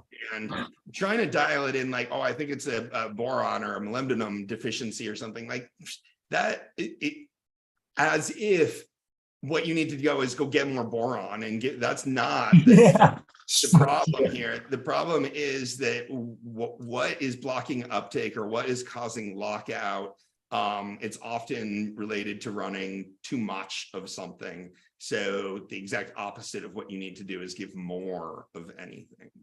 Crispy, grab the elemental boron. They're looking at Yeah, exactly.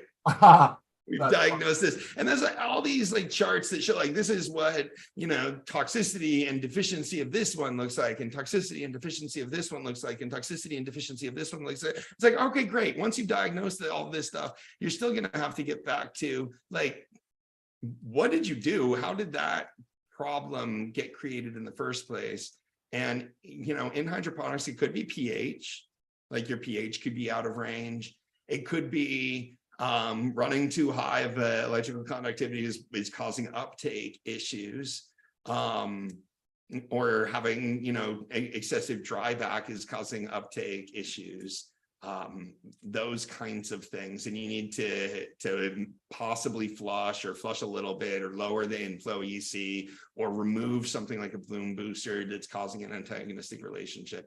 But it's never like to increase one-on-one individual dosages. So I agree. I think a lot of things can be kind of overdiagnosed in a way that's not helpful.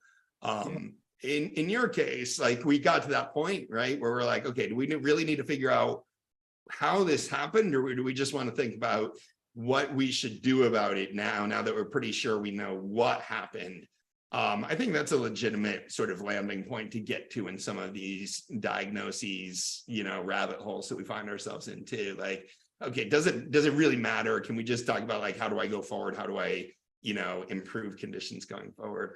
In your case, we did kind of plug through at it. And I think that we've come up with some things that maybe you'll change going forward on successive runs, which is, helpful. Yeah, for sure. And I really appreciate the time, dog. I want maybe Playground's listening, and they'll send me a whole bunch, and I can test it out for them. They keep me from buffering and making the mistake I did. I want to try that Playground. I've heard that's good stuff. I've seen our friend Sour Diesel Tangy open bags of that stuff. I followed his whole grow from beginning to end, no buffer, and they looked beautiful. And I'm thinking I got to get my hands on some of this Playground and try it out. My problem is it's too much scratch, man. I can make a lot of cocoa really cheap. It just costs labor, but look at what's going on in front of me. I was talking to them, I was talking to them, right? Playground. Yeah. But the same one. I thought it was somebody different. Why was I thinking it was who came and dropped a whole pallet full of that was Royal Gold. Royal Gold. Okay. Yeah. No, I was talking to Playground, but they were more interested in working with me on their nutrients, and I wasn't convinced by the nutrients, but I agree they've got good cocoa. Royal Gold's got good cocoa too. I like their cocoa more than I like their tuber product, but the tuber's all right. There's other decent cocoa products. I'm not sort of sponsored or working with any cocoa company. No, I was just kind of being facetious there a little bit, but cocoa is important. I mean, some is better than other, right? Like, here's one, maybe this, this isn't very scientific, and I know that's how you get down, but we used Cocoa Tech for a while from General Hydroponics, which is probably 30% more than most block cocoa out there as far as cost. But I don't remember. I just want to say like this. I don't remember having issues in that cocoa at all. Then what happened? Mother Earth blocks went on sale, 5 kilo blocks for like $6 a block one year, about 3 years ago. And we bought 100 pounds of this stuff. I had 3, you could only buy 3 at a time. So I was buying 3 every day for like 9 days straight or something. But anyhow, we ended up with a whole big stack. So I figured, what the hell, we're going to use it, right? Might as well load up while it's economical. But we find chunks of plastic in it, Doc, this Mother Earth cocoa. We find, hey, I was reconstituting it, rehydrating it. I had it all in a tote for like 3 days. I took the lid off, and there was a seed growing up in the middle of the tote. It ended up being some kind of roadside seed or some shit, but like, it's not the cleanest shit in the world. I don't think the Cocoa Tech was like that. I think it was a lot cleaner and stuff. So I was thinking about going back to them for a grow or two just to see it. But now that I'm aware of this cost trade-off, if you do a good enough job, and like you were saying, it's a pain in the ass, but if you do a good enough job buffering and preparing your own brick, then you can make very good cocoa out of a pretty cheap product. Right on. But yeah, there are definitely some companies that do all that work for you and put it in a bag and just charge you for their effort. So it depends on where you are with your budget and your Yeah. heat up factor, as I call it. I've always been a construction worker. My money's near and dear to me, and I don't have a lot of it, So when I can make, and I know a lot of growers that are in the chat and listening later or whatever is going to be the same way. And so, sometimes you're built like that and sometimes you ain't. Yep. So if you have to put the labor in to do it, it's definitely worth it, and it can be done without any issues. Yeah. What happened is here, is that kind of. If you're doing a big enough run of it, if you've got a little bit of cocoa, I often think it might be worth to just buy this stuff because it takes the same basic amount of time to buffer and prepare the cocoa, whether you're doing a lot or a little of it. Yeah. But if you're doing a big enough grow, in total over the course of 2 days, you got like 3 hours maybe of like real time that you're spent engaged. You think that's fair? Smart? Yeah, I would say that's pretty fair. And if you can get your wife to help you, save yourself a couple $100s. Yeah. And if you can get your wife involved, it's free labor. Look, she's over there. You don't even have to count the PETA factor for your wife's labor. It's she don't feel good not a today. pain in your She's ass. like It's a pain in her target. ass. I'm horrible. She don't feel good. She's such an easy target, and I better stop. I love you, baby. Oh, poor Crispy. No, you guys treat each other very well. I'm sure you're not being she's laughing. using Crispy as an unpaid laborer. I won't be on the couch tonight. She's laughing. But anyhow, I know we're getting to the end, Doc. I don't want to run us over at all. There's other shows out there. I know your time's valuable when you're busy. I wanted to mention to everybody, you could get this sort of one-on-one with Doc if you go and pay it the $5 a month. You could get, and you have different levels over there that people can sign up for and get different collaborator status. And it's a great value. I urge everybody to at least go try it out, and for all the stuff that we spend to grow, and for mycos and lights and pots and everything we spend, I think this return on investment is very good. And I know you're my friend, so maybe it doesn't carry as much weight for me, but I wouldn't steer someone wrong, and I know you don't either. Integrity's big with you, and so I hope everybody goes and checks it out. It's a lot of fun. It's very informative. The people there are super cool and inviting, and it is a different vibe. So come check it out, right, Doc? We'll get the link up there too. You can do your own shout out. Look at me. Absolutely. Thank you very much, Smart. I really enjoyed the talk today. I enjoyed getting to come on and diagnose your plants. You guys are great growers, and you're a great sport, Smart. So it's fun talking to you about your plants because you're mostly interested in growing great plants, not in sort of proving to everybody that you're the best grower in the world, which is kind of frustrating to talk to people that have that. So I really appreciate that, the attitude and approach. I am confident that you'll get the plants to all be looking good. But it would be interesting to see sort of how much time it takes them to turn around. And if Crispy is going to start a new seedling, I will definitely be interested to see sort of that side-by-side comparison in a couple of weeks. Yeah, this is going to be fun. We have the cocoa in there, which, by the way, I'll rinse it down real good before I put anything. There you go. And we'll see which horses ends in the winner's circle there in a couple weeks. And what's going to happen though? That plant's going to have to stay around. To answer that question, like if this happens to you, should you push through it or should you start over? To show us that sort of side by side, I think would be interesting. And it's very, very like you said, it's revealing. That's the word I'm looking for, and I want to get to that. So for sure, I hope everybody checks out Coco for Cannabis. My wife put some links up in there. I always tell people, Doc, about the Grow Light calculator. That's one of my favorite things. It's very informative as well, and it can be consumer's best friend there going into buy. It is. The guy I was talking to, the lettuce farmer that we talked to at the beginning of the show, he asked me to share screen, and he was showing me some spreadsheets, and I saw a little screen capture of some stuff that he had taken from the Grow Light calculator. I'm awesome. Like, oh, from the Grow Light calculator. He's like, yeah, no, that's a great tool. So it comes up in Google and Google search and shit, and it's useful, very useful tool. And the Grow Light calculator. I thought you were going to say the Grower Love giveaway. Everybody knows about the Grower Love giveaway, which we do on the deals and discounts page. almost every month we give away a pretty big light. And all you gotta do is kind of sign up and do any of the bonus actions that you want to do there. So check out the Grower Love giveaway.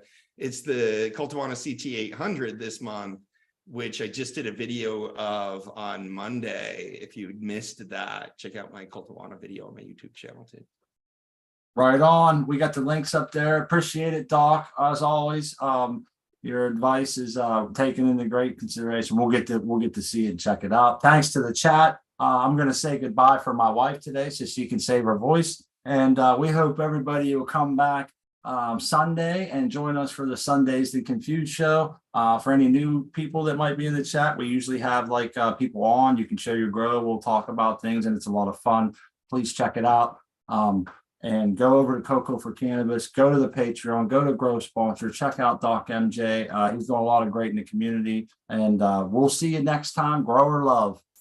And grow